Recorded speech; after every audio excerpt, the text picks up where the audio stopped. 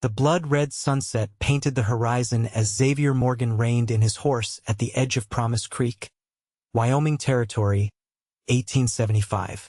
The stagecoach had arrived early, carrying his mail-order bride, a woman he'd never met but had committed to marry through nothing more than a series of letters and a contract. What he hadn't expected was the frightened woman with a swollen black eye who stumbled off the coach, clutching a small carpetbag as if it contained her entire life. "Mrs. Winter Blackwood?" Xavier removed his hat, dust falling from the brim as he approached the trembling woman. Her eyes, one surrounded by a violent purple bruise, widened with fear. "I can't stay. I'm running," she whispered, glancing over her shoulder at the departing stagecoach. Xavier stepped closer, his shadow falling protectively over her. At 32, he'd seen enough violence to recognize terror when he saw it. "Not anymore," he said firmly, his voice low but certain. Winter clutched her bag tighter, her knuckles white with strain. "You don't understand. There's a man. There's always a man," Xavier interrupted, his weathered face softening. "But now there's me." The small gathering of townsfolk who'd come to witness the arrival of Xavier Morgan's mail-order bride exchanged glances. Everyone in Promise Creek knew Xavier as the quiet, hard-working rancher who'd built the Double M Ranch from nothing after returning from the war. They hadn't expected him to send away for a bride, and they certainly hadn't expected her to arrive looking as if she'd been on the losing end of a barroom brawl. Xavier offered Winter his arm. "My wagon's this way.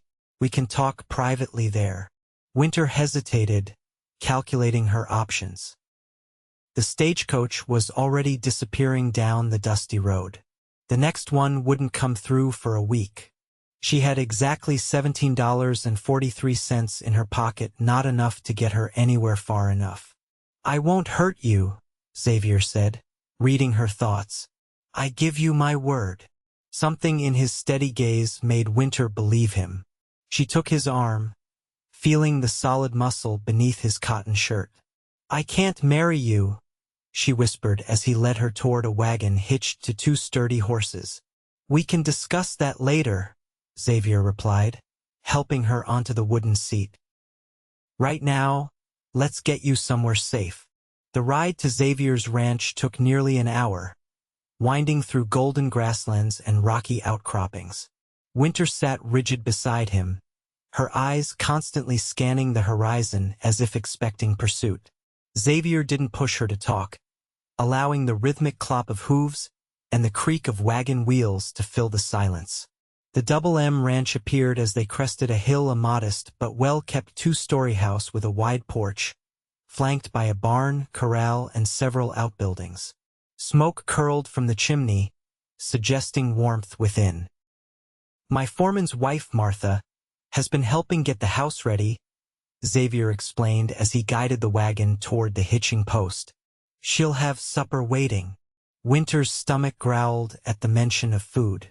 The journey from Boston had been long, and she'd barely eaten, saving her meager funds and avoiding public places where she might be spotted.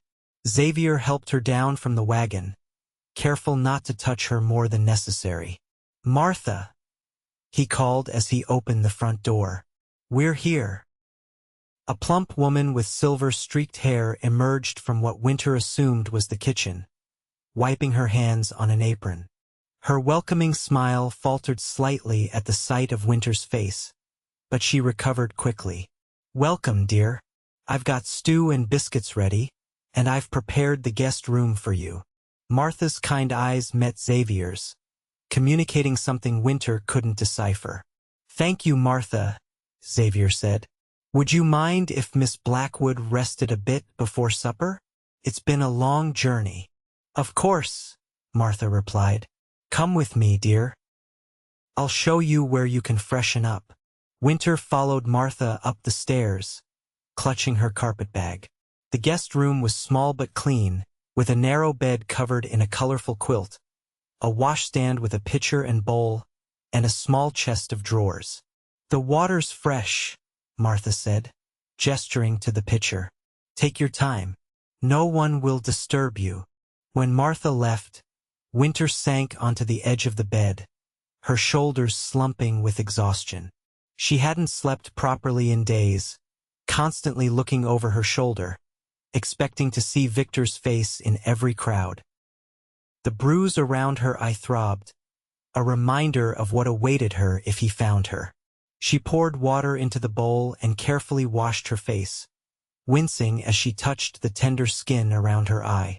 In the small mirror hanging above the washstand, she hardly recognized herself. Her once vibrant auburn hair hung limp around her pale face, and dark circles shadowed her eyes, both the bruised one and the uninjured one. A soft knock at the door startled her. "Miss Blackwood." Xavier's deep voice came through the wood. "I've left some salve by the door. Martha says it might help with the swelling." Winter waited until his footsteps retreated before opening the door. A small tin sat on the floor. Inside was a green-tinged ointment that smelled of witch hazel and other herbs. She applied it gingerly to her bruised eye, surprised by the immediate cooling sensation. Downstairs, Xavier sat at his kitchen table, hands wrapped around a cup of coffee, as Martha bustled about, preparing to leave.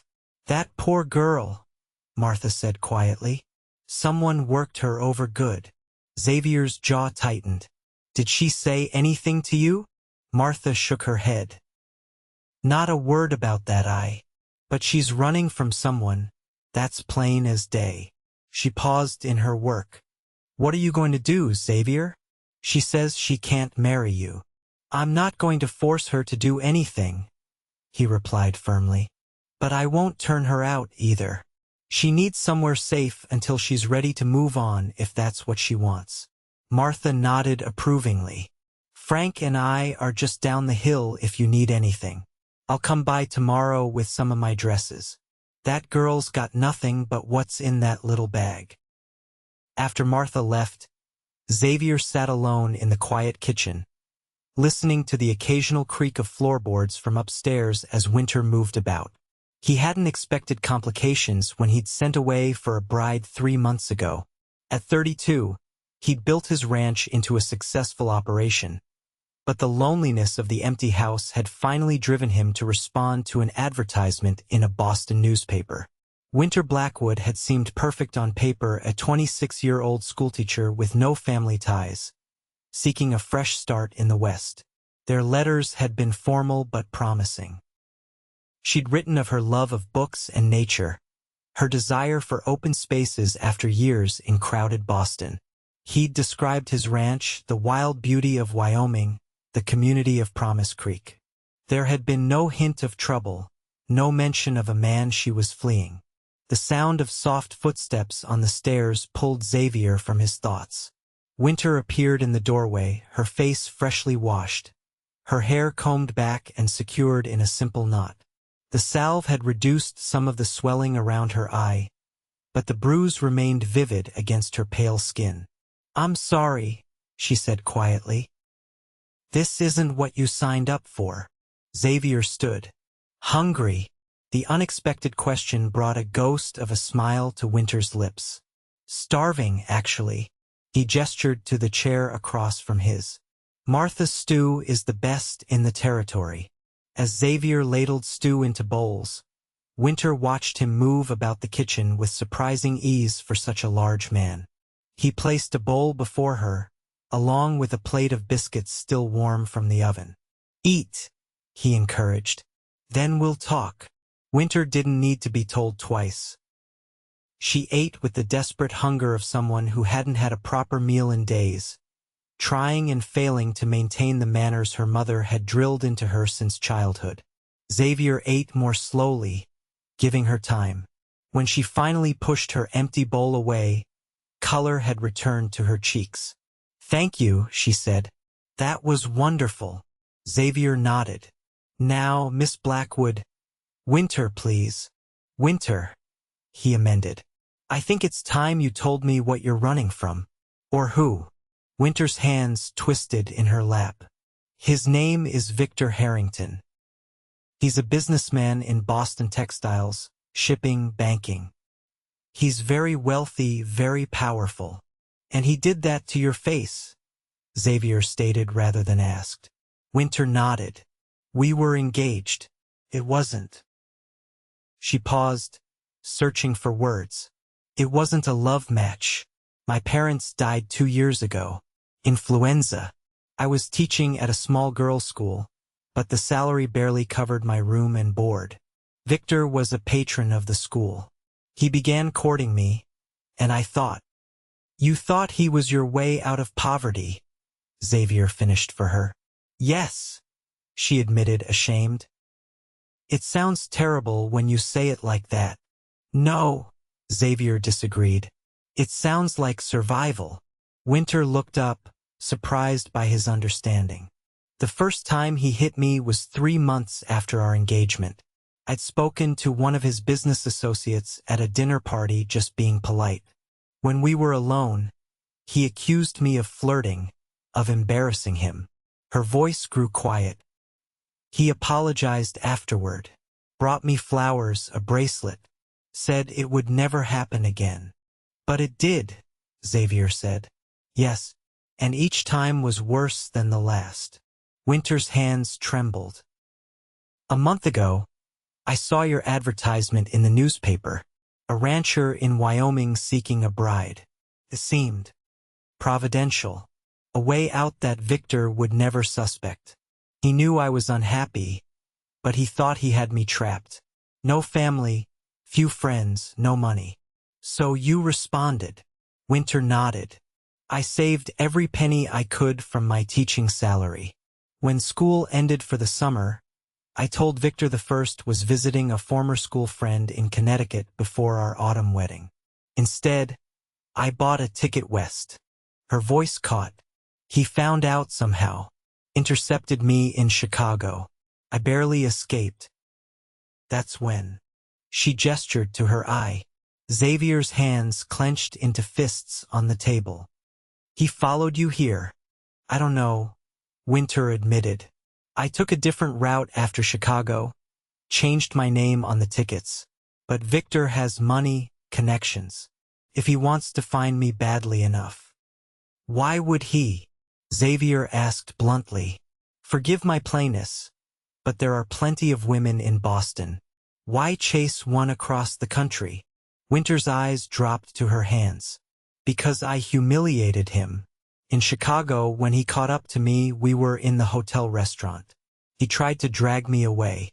I threw a cup of hot coffee in his face. People saw. People talked. She looked up, her eyes haunted. Victor doesn't forgive public humiliation. Xavier was silent for a long moment, processing everything she told him. Finally, he spoke. I won't force you to honor our arrangement. You're welcome to stay here until you decide what you want to do next. The guest room is yours for as long as you need it. Relief washed over Winter's face. I can pay you not much, but something for my keep. And I can cook, clean, help around the ranch. We'll figure all that out tomorrow, Xavier said, rising from the table. For tonight, just rest. Winter nodded gratefully. Mr. Morgan, Xavier, he corrected. Xavier, she repeated softly. Thank you. Later that night, Xavier sat on his porch, smoking a pipe and watching the moonlight silver the grasslands surrounding his ranch. Inside, Winter slept in the guest room, the room he'd prepared for his bride. He'd heard her crying softly as he passed her door earlier, but he'd given her privacy with her grief. He wasn't sure what to make of the situation. The practical part of him knew he should put her on the next stagecoach heading west, farther from Boston, farther from this Victor Harrington. The decent thing would be to give her money for the journey, perhaps a letter of introduction to someone in California or Oregon. But something in her eyes, not just fear, but a wounded determination, made him reluctant to send her away. And if he was honest with himself, the ranch felt less empty with her presence, even after just a few hours. Getting soft in your old age, Morgan, he muttered to himself, tapping his pipe against the porch rail. In the distance, A coyote howled, the sound echoing across the open land. Xavier listened, feeling the familiar peace of the night settling around him. Whatever tomorrow brought, he'd face it as he faced everything else in his life head-on and without flinching. Dawn broke in streaks of pink and gold across the eastern sky as Xavier saddled his horse. The ranch wouldn't run itself, mail-order bride complications or not. He had 50 head of cattle to check on the north pasture and fences to mend before the day was out. He was securing his saddlebags when the front door opened and Winter stepped onto the porch. She changed into a simple blue dress that had seen better days but was clean and pressed. Her hair was braided and coiled at the nape of her neck, and she'd clearly attempted to cover her bruise with powder, though the discoloration remained visible. "Good morning," she said, wrapping a shawl around her shoulders against the early morning chill. "I wasn't sure if I should prepare breakfast." "Already ate," Xavier replied. "There's coffee on the stove and biscuits left from last night. Help yourself to anything in the pantry." Winter nodded. "Will you be gone all day?" "Most of it. My foreman, Frank, Martha's husband, and a couple of hands will be working the south pasture if you need anything." Xavier hesitated. "It's safe here, Winter. No one will bother you." She attempted a smile. "I'll try to make myself useful. Perhaps I can prepare supper for when you return." Xavier nodded, swinging up into the saddle. "That would be nice." He tipped his hat to her before turning his horse toward the north pasture. As Xavier rode away, Winter watched until he disappeared over a rise. The vastness of the landscape still startled her after the crowded streets of Boston. Here, she could see for miles in every direction, nowhere for threats to hide, but also nowhere for her to hide if Victor somehow tracked her to Wyoming. Back inside, Winter explored the house more thoroughly than she had the previous night. It was larger than it appeared from outside. 4 bedrooms upstairs, a spacious kitchen and dining area, a comfortable sitting room with bookshelves lining one wall, and Xavier's study. Everything was simple but well made, with touches that spoke of care: hand-stitched quilts, polished wooden surfaces, shelves of books that showed signs of regular reading. In the kitchen, Winter found the coffee still warm on the stove. She poured herself a cup and sat at the table, allowing herself a moment to breathe, to feel the solid wooden chair beneath her, the warm mug in her hands. For the first time in days, perhaps weeks, she didn't feel the immediate press of panic. The sudden sound of a wagon approaching brought her to her feet, coffee sloshing over the rim of her cup. She hurried to the window, heart pounding, then relaxed when she saw Martha climbing down from a small buggy, carrying a large basket. Winter opened the door before Martha could knock. "Good morning, Martha." "Morning, dear. Thought I'd bring you some things." Martha bustled inside, setting her basket on the kitchen table. "Xavier mentioned you might need some clothes and such." Winter flushed with embarrassment. "That's very kind, but I couldn't possibly—" "Nonsense," Martha interrupted, unpacking the basket. "My daughters are all grown and gone. These have been sitting in trunks gathering dust. Better they get some use." She laid out several dresses, a nightgown, undergarments, a warm shawl, and a pair of sturdy boots. "Might need some taking in, but they'll do for now." Tears pricked Winter's eyes at the unexpected kindness. "Thank you." Martha patted her hand. "Now, what are your plans, dear? Xavier said you might not be staying." Winter sank back into her chair. "I don't know. I can't go back east, but I have no real destination in mind. I just needed to get away." Martha nodded sagely. "Running from something is a common enough reason to come west. Most folks don't talk about it much." She poured herself a cup of coffee. "Xavier's a good man, you know. Best I've known since my Frank. Fought in the war cavalry. Came back different, like they all did, but not broken like some." "He's been very kind," Winter agreed. "Kinder than I had any right to expect, given the circumstances. Martha studied her over the rim of her cup. That eye of yours, husband? Fiancé, Winter corrected. Former fiancé. Mean one, I take it. Winter nodded. Very. And wealthy enough to cause trouble? Yes. Martha sighed. Thought as much. Well, you found yourself in a good place to lie low. Promise Creek minds its own business, and Xavier's respected. No one will bother you here without going through him first. The thought was oddly comforting. I don't want to bring trouble to his door. Trouble has a way of finding folks no matter what, Martha replied philosophically. Better to face it with friends than alone. She stood, brushing crumbs from her skirt. Now I've brought some vegetables from my garden. Thought you might want to make something nice for supper. Xavier's partial to beef stew with dumplings. After Martha left, Winter spent the day cleaning the already tidy house, finding comfort in the familiar routine of domestic work. She aired out rooms, polished furniture, and prepared a beef stew as Martha had suggested, using vegetables from Martha's garden and meat from Xavier's well-stocked pantry. As the afternoon waned, she found herself drawn to the bookshelves in the sitting room. Xavier's collection was eclectic history, philosophy, poetry, novels both classic and contemporary. Her fingers trailed over the spines, stopping at a volume of Tennyson's poems. She pulled it out, surprised to find passages marked with small pieces of paper, notes written in a firm, masculine hand in the margins. Winter was so absorbed in the book that she didn't hear Xavier return until his shadow fell across the page. She looked up with a start to find him standing in the doorway, his tall frame silhouetted against the setting sun. You like Tennyson, she said, closing the book carefully. He understands loss, Xavier replied simply. He sniffed the air. Something smells good. Winter set the book aside. Beef stew.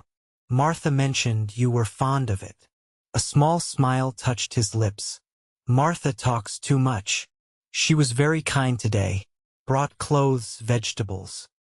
Winter gestured to the dress she was wearing, one of Martha's daughter's cast-offs that she'd quickly altered to fit her smaller frame.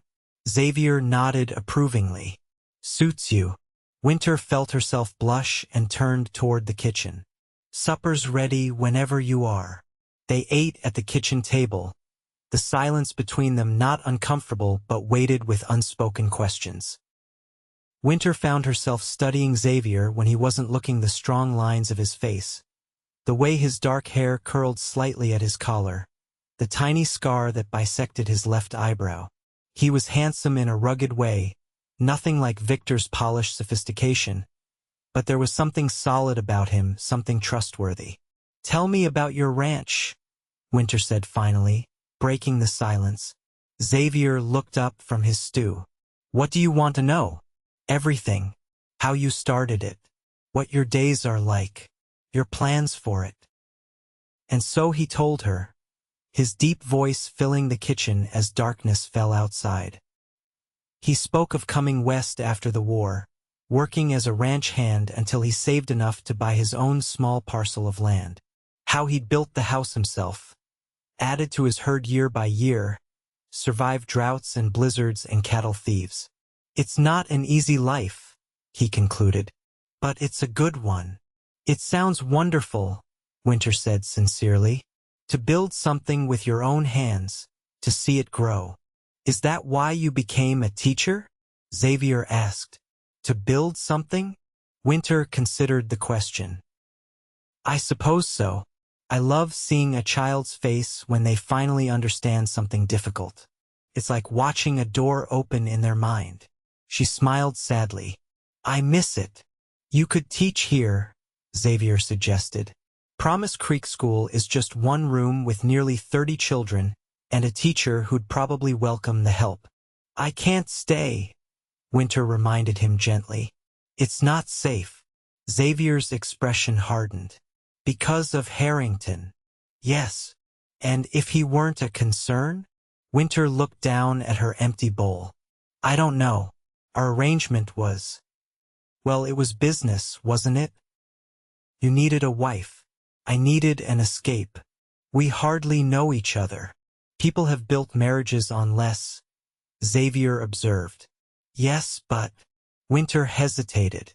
After Victor, I promised myself I wouldn't marry without certain feelings being present. Xavier nodded, understanding in his eyes. Fair enough. He rose from the table, gathering their empty bowls. Thank you for supper. It was excellent. Winter stood as well, taking the bowls from his hands. I'll clean up. You must be tired after working all day. Their fingers brushed during the exchange, and Winter felt a small jolt at the contact. Xavier's hands were rough with calluses but gentle in their movements. For a moment, they stood close enough that she could smell the outdoors scent of him, leather and horses and clean sweat. Xavier stepped back first. Good night, Winter. Good night, she replied softly, watching as he left the kitchen. Later, as Winter lay in bed listening to the unfamiliar sounds of the Wyoming night, she found herself thinking of Xavier's question. What would she do if Victor weren't a concern? The truth was, she had no idea. Her entire adult life had been shaped by necessity, teaching to support herself after her parents' deaths, accepting Victor's proposal for financial security, fleeing west for safety. What did she want beyond mere survival? The question followed her into uneasy dreams. The next week fell into a pattern. Xavier left early each morning to work the ranch, returning in the late afternoon. Winter kept house, cooked meals, and gradually added her own touches to the room's wildflowers in a jar on the kitchen table. Curtains she sewed from fabric Martha brought, reorganized bookshelves. They ate supper together each evening, their conversations growing longer and easier as they discovered shared interests in books, music, and ideas. Xavier told her stories of his time in the cavalry during the war, of the friends he'd lost and the horrors he'd seen. Winter spoke of her childhood in Massachusetts, her years at the girls' school, her dreams of someday writing stories of her own. They were careful to maintain boundaries. Winter in the guest room, Xavier in the master bedroom at the opposite end of the hall. But something was growing between them, a connection neither had anticipated when Winter had stepped off that stagecoach with a bruised face and fear in her eyes. On Saturday, Xavier surprised Winter by appearing at breakfast in his good clothes, a clean white shirt, dark vest, and his least worn pair of trousers. I thought we might go into town today, he said as she set a plate of eggs and bacon before him. You've been cooped up here all week. Fear flashed across Winter's face. I don't think that's wise. Promise Creek is safe, Xavier assured her. And you can't hide forever. Winter bit her lip, considering. The bruise around her eye had faded to a yellowish shadow, barely noticeable unless one was looking for it. And she was growing restless after a week confined to the ranch. All right, she agreed finally. Just for a few hours. They took the wagon into town, Winter wearing one of Martha's daughter's dresses that she'd altered and a bonnet that shaded her face. The ride was pleasant, the July sun warm but not oppressive, a light breeze carrying the scent of sage and prairie grass. Promise Creek was small but bustling, a main street lined with wooden buildings housing a general store, a hotel with a restaurant, a small bank, a barber shop, and various other businesses. People nodded to Xavier as they passed, curious eyes sliding to Winter beside him. Folks will talk, Xavier warned as he helped her down from the wagon. Mail order bride arrives, doesn't marry the man who sent for her, but stays at his ranch anyway. Winter stiffened. Perhaps I shouldn't have come. Let them talk, Xavier said firmly. You've done nothing wrong. They visited the general store first, where Xavier introduced Winter to the proprietor, Mr. Collins, as Miss Blackwood, my house guest from Boston. If Collins found this arrangement unusual, he had the good manners not to show it, treating Winter with courteous respect as she selected thread, fabric, and other small necessities. As Xavier paid for their purchases, the door opened, admitting a well-dressed woman who surveyed the store with a proprietary air. "Xavier Morgan," she exclaimed, her voice carrying across the store. "I was beginning to think you were avoiding town." Xavier turned, his expression carefully neutral. "Mrs. Henderson, good morning." Mrs. Henderson's sharp eyes took in Winter's presence with undisguised interest. "And this must be your mail-order bride we've all heard about." Winter felt herself flush under the woman's scrutiny. "Miss Blackwood is visiting from Boston," Xavier said firmly. "She's considering whether Wyoming suits her." Mrs. Henderson's penciled eyebrows rose. "Is she indeed?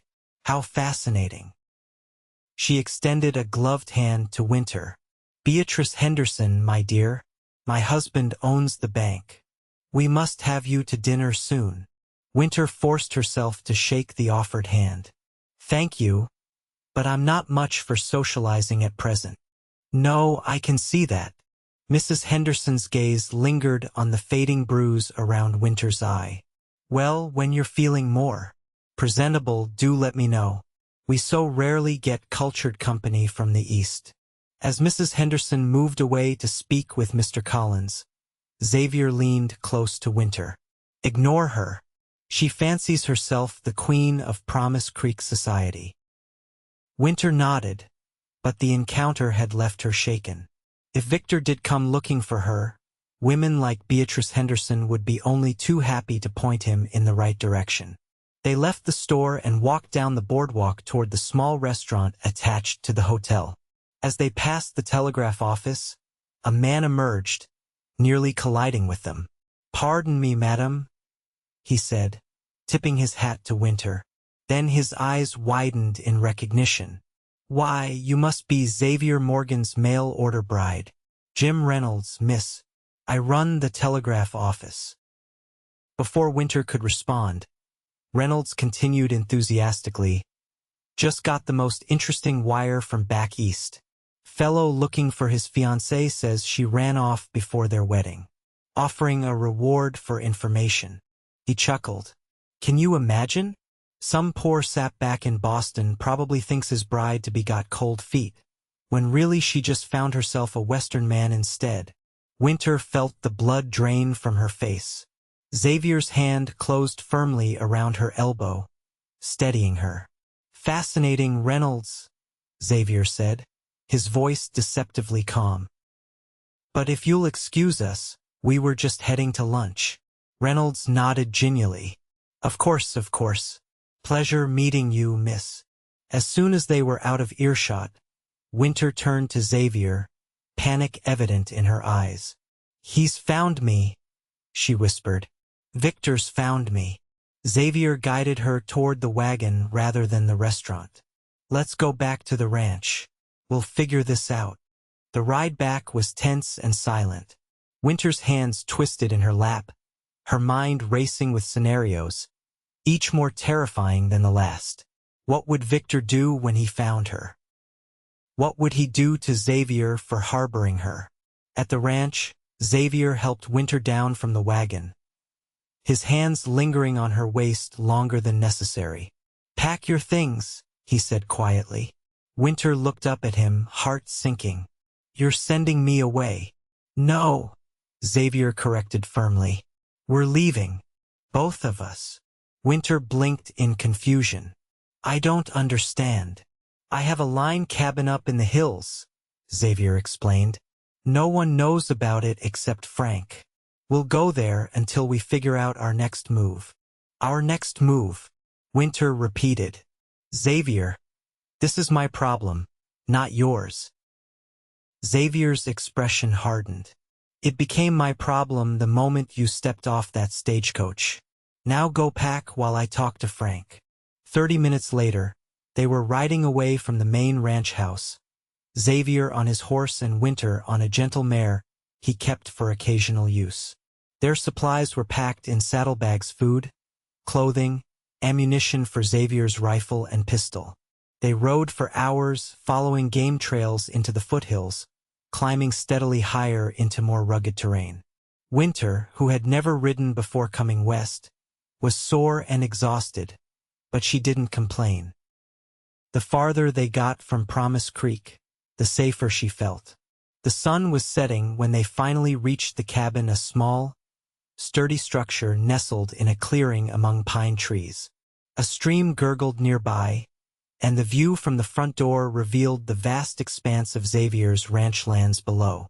"It's beautiful," Winter said as Xavier helped her dismount. "It's isolated," Xavier replied. "That's what matters right now." The cabin was simple, one room with a stone fireplace, a small table with 2 chairs, a narrow bed in one corner, and a few shelves stocked with basic supplies.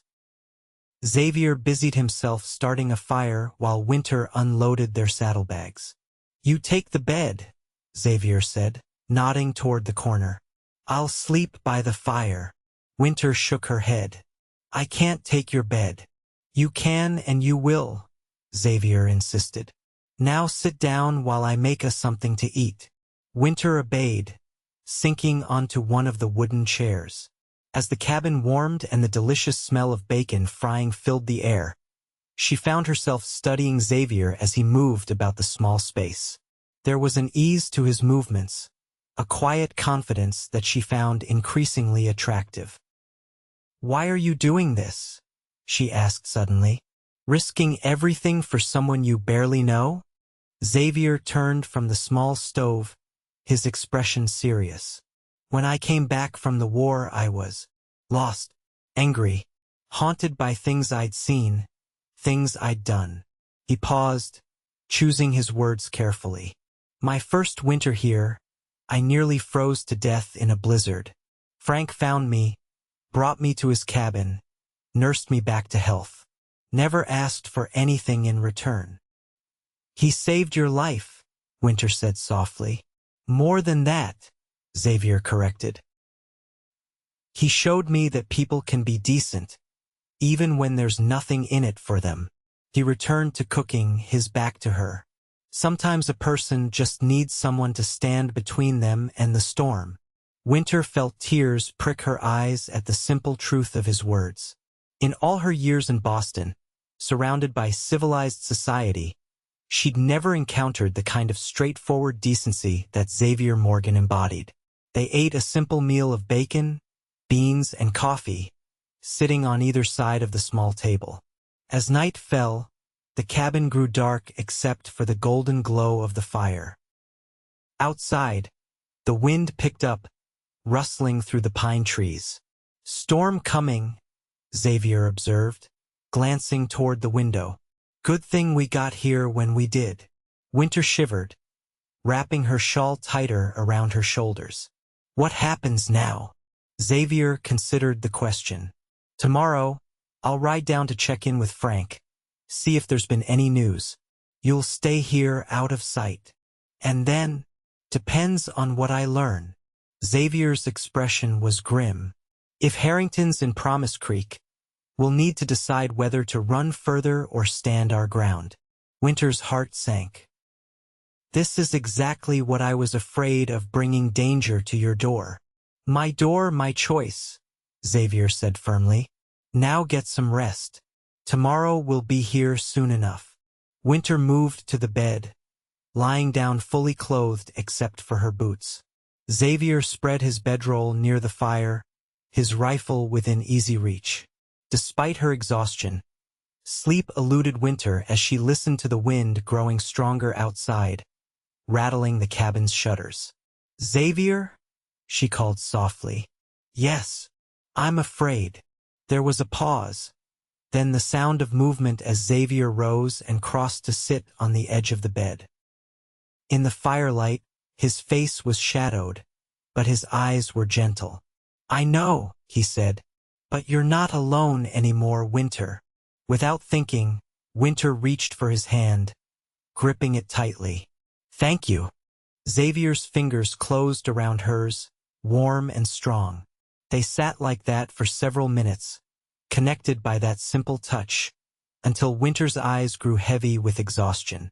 The last thing she remembered before drifting off was the feeling of Xavier pulling the blanket up over her shoulders, his hand briefly smoothing her hair. The storm arrived in full force during the night rain lashing the cabin, thunder booming across the hills. Winter woke to find the cabin empty, a note propped on the table. Gone to check the horses. Stay inside. She stirred up the fire and put coffee on to boil, trying to ignore the anxiety gnawing at her stomach. The events of the previous day had confirmed her worst fears. Victor was looking for her, had tracked her as far as Wyoming territory. It was only a matter of time before someone in Promise Creek connected the missing fiancé from Boston to the bruised woman who'd arrived on the stagecoach. The door burst open, admitting Xavier and a gust of rain. He was soaked through, his hair plastered to his head, water streaming from his duster. "Horses are fine," he reported, shedding his wet coat. "But we won't be going anywhere today. Trails washed out in 2 places." Winter handed him a cup of hot coffee. "Is that bad?" "Depends on your perspective," Xavier replied, accepting the cup gratefully. "No one will be coming up here in this weather, which gives us time to think." The day passed slowly, confined as they were to the small cabin. Xavier taught Winter how to play poker using a battered deck of cards he found on a shelf. They talked more openly than they had before, perhaps because of the storm isolating them from the rest of the world, perhaps because of the growing trust between them. Xavier spoke of his childhood in Pennsylvania, his parents who had died when he was in his teens, his decision to join the cavalry when the war broke out. Winter told him about her dreams of becoming a writer, about the stories she used to tell her students, about her brief happiness teaching before Victor had entered her life. "Why did you agree to marry him?" Xavier asked as they sat before the fire, a pot of stew simmering on the stove. "You must have had other options." Winter sighed. "You'd think so, wouldn't you? But a woman alone in Boston. It's not as simple as it sounds. Teaching paid barely enough to survive. I had no family, no fortune, no connections. Victor offered security, respectability. At a terrible price," Xavier observed. "I didn't know that at first," Winter admitted. "He was charming, generous. By the time I saw the truth, I was already trapped, financially dependent, socially isolated. He made sure of that." Xavier's expression darkened. "Men like that, they need to control everything around them." "Yes," Winter agreed softly. "And when they can't, they lash out," Xavier finished. His eyes met hers across the small space. "Is that when you decided to answer my advertisement?" Winter nodded. "After the last time he hurt me, I realized he would eventually kill me, whether he meant to or not. When I saw your advertisement, it seemed like Providence." Xavier was quiet for a moment, stirring the stew. "Do you regret it? Coming here?" "No," Winter said without hesitation. "Whatever happens, I don't regret it." The storm continued through the night and into the next day. They settled into a strange domestic routine, sharing meals, talking, playing cards, reading from the few books Xavier kept at the cabin. At night, Xavier still insisted on sleeping by the fire while Winter took the bed, though the space between them seemed to shrink with each passing hour. On the morning of the 3rd day, the storm finally broke, sunlight streaming through the cabin's small windows. Xavier announced he would ride down to the main ranch to check in with Frank and gather news from town. "I'll be back before dark," he promised as he saddled his horse. "Bar the door while I'm gone, and keep the rifle close." Winter nodded, anxiety returning now that their peaceful isolation was ending. "Be careful." Xavier paused, looking down at her from atop his horse. For a moment, she thought he might say something more, but he simply nodded and rode away. The hours of Xavier's absence stretched interminably. Winter kept busy cleaning the cabin, mending a tear in one of Xavier's shirts, preparing a stew for his return. As the sun began its westward descent, she found herself checking the trail every few minutes, straining to hear the sound of hoofbeats. When Xavier finally appeared, riding hard up the trail, Winter's relief quickly turned to alarm. His expression was grim, his posture tense. "What is it?" she asked as he dismounted. "What's happened?" Xavier took her arm, guiding her inside the cabin before answering.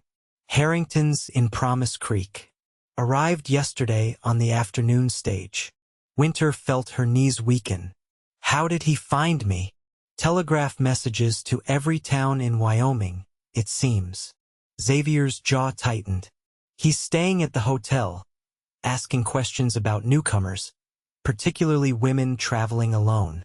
"Did anyone tell him about me? About us?" Xavier shook his head. "Not yet, according to Frank. But it's only a matter of time. Promise Creek's a small town and people talk." Winter sank into a chair, her hands trembling. "What do we do?" Xavier knelt before her, taking her cold hands in his warm ones. "That depends on you. We have options." "What options?" Winter asked desperately. "He won't stop looking. He'll never stop." "Option 1, Xavier said steadily. "We leave. Tonight. Head west to Idaho, Oregon, California. Start fresh where he can't find us." Winter caught the "we" in his statement but was too afraid to examine it closely. "And option 2? Xavier's eyes hardened. "We face him. End this." "How?" Winter whispered. "Victor is powerful, connected. He could have you arrested, claim I stole from him, claim anything." "This isn't Boston," Xavier reminded her. "Out here, a man stands or falls on his own merits, not his connections." Winter shook her head. "You don't know him. He's dangerous." "So am I," Xavier said quietly. "When I need to be." The simple statement sent a shiver down Winter's spine, not of fear, but of something else entirely. In that moment, she realized how much Xavier had come to mean to her in the short time they'd known each other. The thought of him confronting Victor, of either man being hurt or worse, was unbearable. "There must be another way," she insisted. Xavier was silent for a long moment, still holding her hands. "There might be, but you won't like it. Tell me. Marry me," he said simply. "Tomorrow. Legally, publicly." Winter stared at him, certain she had misheard. "What? As your husband? I'd have legal rights that I don't have as whatever we are now."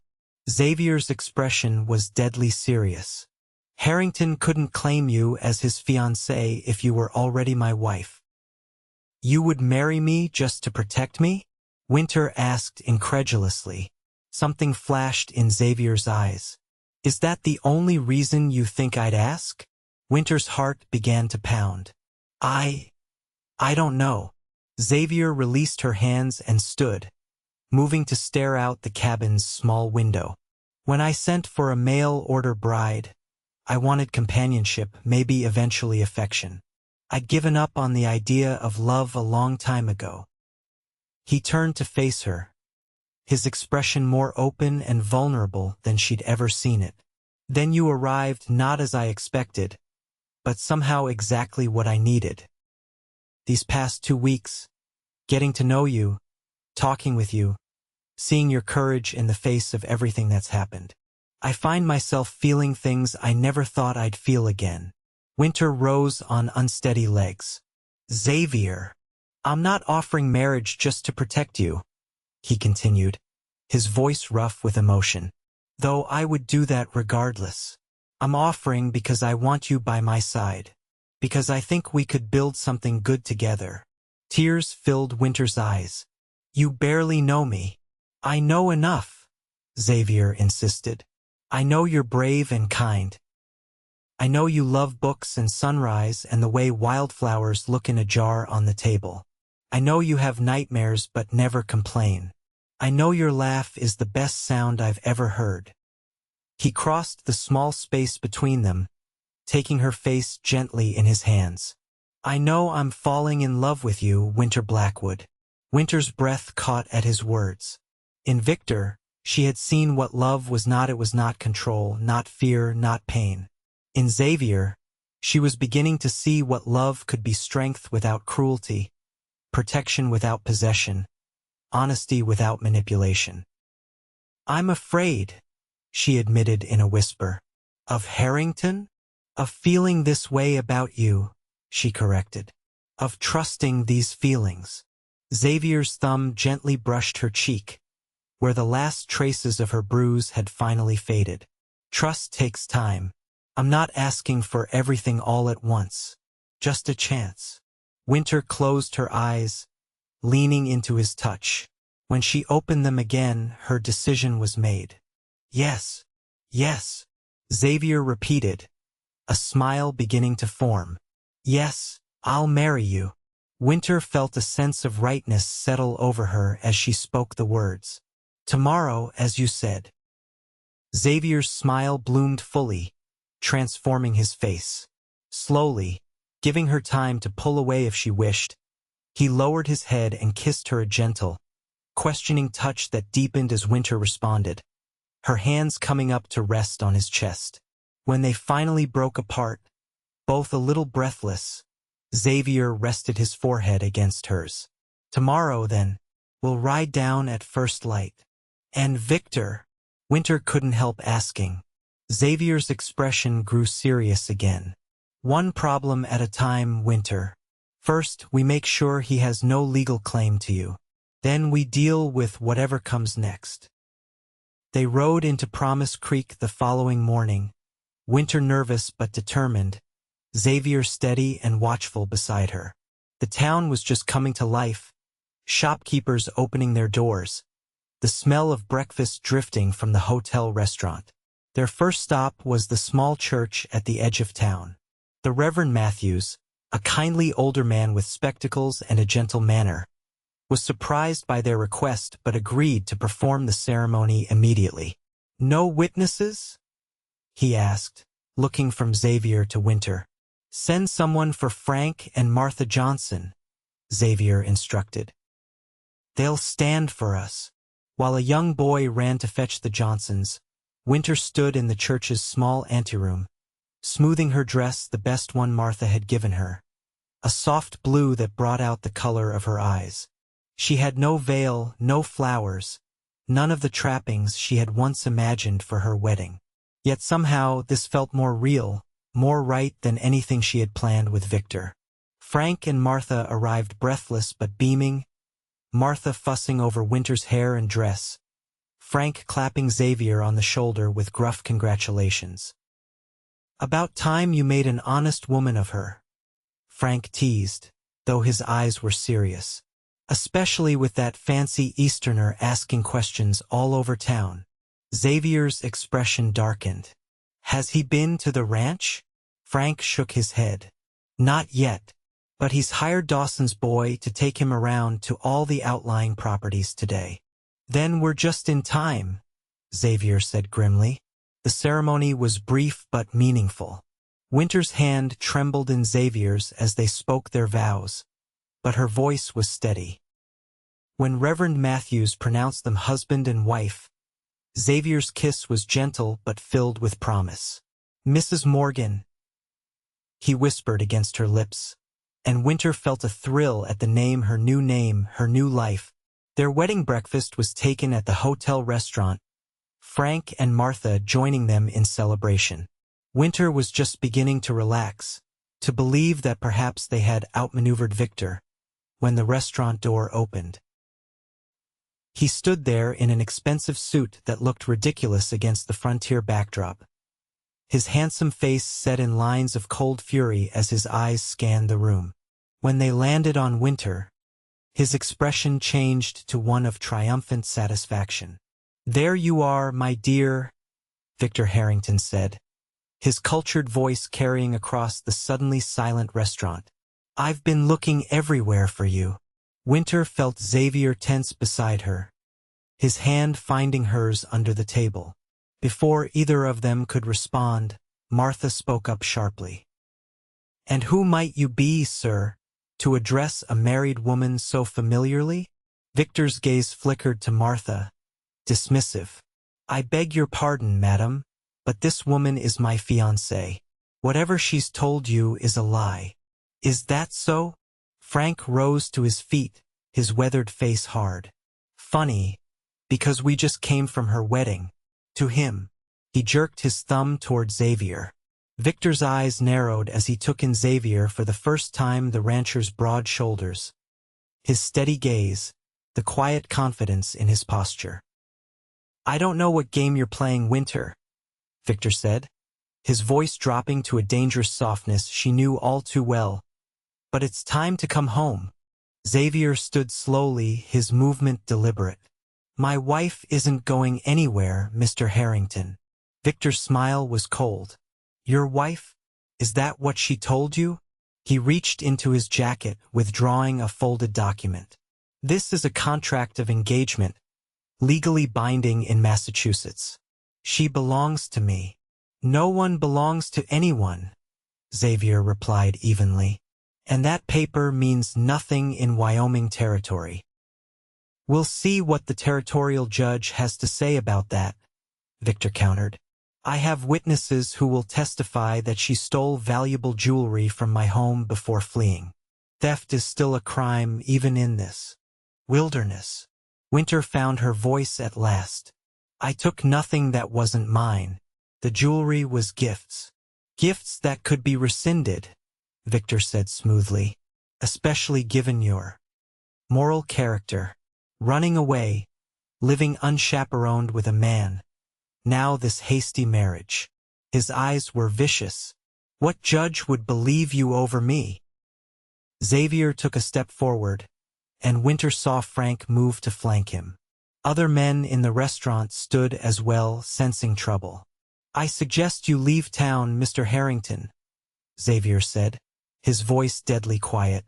"My wife has made her choice." Victor's hand moved toward his jacket, and Winter's heart seized with fear. Was he armed? But instead of a weapon, he withdrew a small velvet box. "Winter, darling," he said, his voice suddenly gentle, reasonable. "I've come all this way. I've forgiven your indiscretion. Come home with me. Remember what we planned together." The manipulation was so transparent that Winter almost laughed. The man before her seemed smaller somehow, less frightening than the monster who had haunted her dreams. "No, Victor," she said clearly. "I'm already home." Victor's face contorted with rage. "You ungrateful—" "That's enough," interrupted a new voice. Sheriff Miller stepped into the restaurant, his badge gleaming on his vest. "Is there a problem here?" "This man is harassing my wife," Xavier said evenly. The sheriff's eyebrows rose. "Wife? Congratulations are in order. Then—" "There's been a misunderstanding," Victor interjected smoothly. "This woman is actually my fiancé. She's unwell, not thinking clearly." "I'm thinking more clearly than I ever have," Winter interrupted. She held out her left hand, where Xavier's ring, a simple gold band that had belonged to his mother, now rested. "I was married this morning in Reverend Matthew's church, with Frank and Martha Johnson as witnesses." Sheriff Miller scratched his chin. "That sounds pretty official to me." He turned to Victor. "Mr. Harrington. Victor Harrington of Boston." "Well, Mr. Harrington of Boston, seems to me you've had a wasted journey. The lady's made her choice, and in Wyoming, we respect a woman's right to choose her own husband." Victor's face flushed with anger. "This isn't over," he hissed, his cultured veneer slipping. "You think you can humiliate me and get away with it? You think you're safe here in this backwater?" "I think," Xavier said, stepping forward until he was toe-to-toe with Victor, "that if you ever come near my wife again, they won't find enough of you to send back to Boston." The threat hung in the air, made all the more effective by the quiet way Xavier delivered it. Victor glanced around the restaurant, seeing nothing but hostile faces. Whatever he had expected to find in Promise Creek, it wasn't this united front against him. "This is barbaric," he spat. "All of you, protecting a thief, a liar." "That's enough," Sheriff Miller interrupted. "Mr. Harrington, I suggest you take the afternoon stage back east. It leaves in an hour." For a moment, Winter thought Victor might continue to argue. But something in Xavier's steady gaze, or perhaps the way Frank and several other men had moved to stand beside him, convinced Victor that this was a battle he couldn't win. "Fine," he said tightly. "Keep her. But don't say I didn't warn you. She'll run from you too when it suits her." With that parting shot, Victor turned and stalked out of the restaurant. Sheriff Miller followed, presumably to ensure he actually left town. Winter released a breath she hadn't realized she was holding, suddenly aware that her hands were shaking. Xavier was immediately at her side, his arm around her shoulders. "You all right?" he asked quietly. Winter nodded. "I will be." Martha bustled over, clucking with concern. "Such drama. And on your wedding day, too. Come, dear, you're pale as a ghost." The rest of the breakfast passed in a blur. Townsfolk stopped by their table to congratulate them, their curiosity about the confrontation with Victor barely concealed beneath their well wishes. Winter answered politely but felt increasingly overwhelmed. Xavier, sensing her fatigue, cut the celebration short. "We should get back to the ranch," he announced, helping Winter to her feet. "It's been a long morning." They said their goodbyes, promising Martha they would have a proper celebration when things settled down. As they stepped outside, Sheriff Miller approached. "Harrington's on the stage," he reported. "Paid extra to guarantee a seat. Seems in quite a hurry to leave now." "Thank you, Sheriff," Xavier said, shaking the man's hand. "Keep an eye out all the same," Miller warned. "Men like that, with wounded pride, they can be unpredictable." Xavier nodded grimly. "We'll be careful." The ride back to the ranch was quiet, Winter lost in thought as the events of the morning replayed in her mind. She had stood up to Victor, something she had never believed herself capable of doing. And Xavier had stood beside her, solid as a mountain. "Penny for your thoughts," Xavier said as the ranch came into view. Winter smiled. "I was just thinking how different you are from him. Victor always wanted to own me, to control me. You." She searched for the right words. "You make me feel free, even when you're protecting me." Xavier's expression softened. "That's how it should be between a man and a woman, between a husband and wife." Wife. The word still felt strange to Winter, but not unwelcome. "What happens now?" she asked. "Now," Xavier replied. "We live our lives, together." As they approached the ranch house, her home now, truly Winter felt a sense of peace settle over her. Victor might not be gone for good. There might be more challenges ahead. But for the first time in years, she wasn't facing them alone. Xavier helped her down from her horse, but instead of releasing her, he swept her into his arms. "What are you doing?" Winter laughed, surprised. "Carrying my bride over the threshold," Xavier replied with a smile. "It's tradition." As he carried her into the house, Winter wrapped her arms around his neck, marveling at how her life had changed in just a few short weeks. From a frightened woman with a bruised face stepping off a stagecoach, to a bride being carried over the threshold by a man she was rapidly falling in love with.